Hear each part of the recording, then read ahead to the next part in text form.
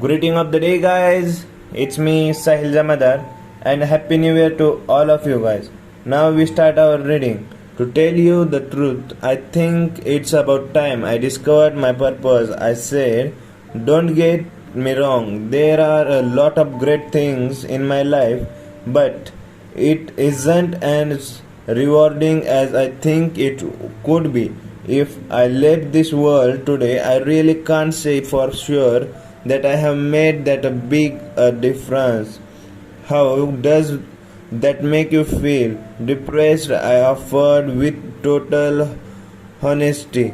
I know I have talent. Actually, I was on heck of a good artist when I was younger. That was until the legal profession beckoned with the promise of a more stable life. Do you ever wish you had made painting your profession? I really haven't given it much thought, but I will say one thing: when I painted, I was in heaven. It's really fired you up, didn't it? Absolutely. I lost track of time when I was in the studio painting. I would get lost in the canvas. It was a really release for me. It was almost as if I transcended time and moved into another dimension.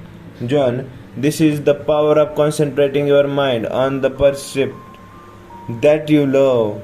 Goethe said that we are shaped and fashioned by what we love. Maybe your dreams is the brighten the world your lovely senses. Since at least start spending a little time painting every day. How about applying this philosophy to think less exotic than changing my life? I asked with a grin. This should be good. Julian replied, like what?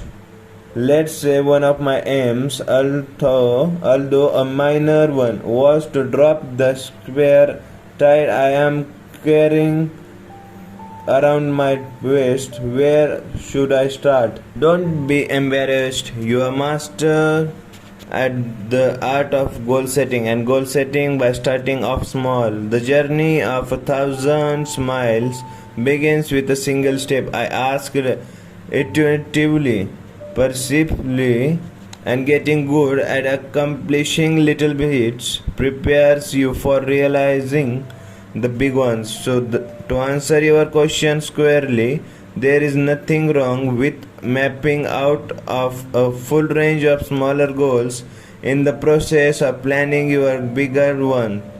Julian told me that the sages of Shivana had created a 5-step method to reach their objectives and fulfill the purposes of their lives. It was simple, practical, and it worked. The first step was to form a clear mental image of the outcomes.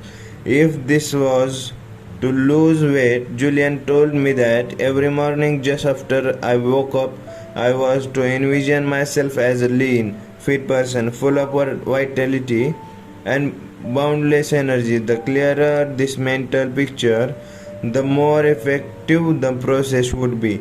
He said that the mind was the ultimate treasure house of power, and this simple act of picturing my goal would open the gateway to the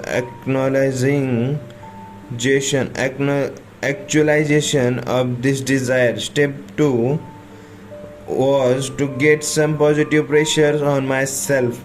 The main reason people do not follow through and any resolutions they make it that it is too easy to slip back into their old ways.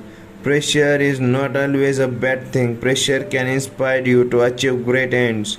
People genuinely achieve magnificent things, then their backs are up against the wall and they are forced to tap into the wellspring of human potential that lies within them. How can I create this positive pressure on myself? I asked.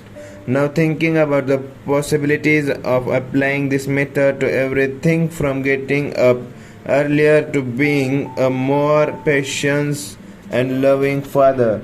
That's enough for today. We continue our reading. Okay, bye. Have a good day.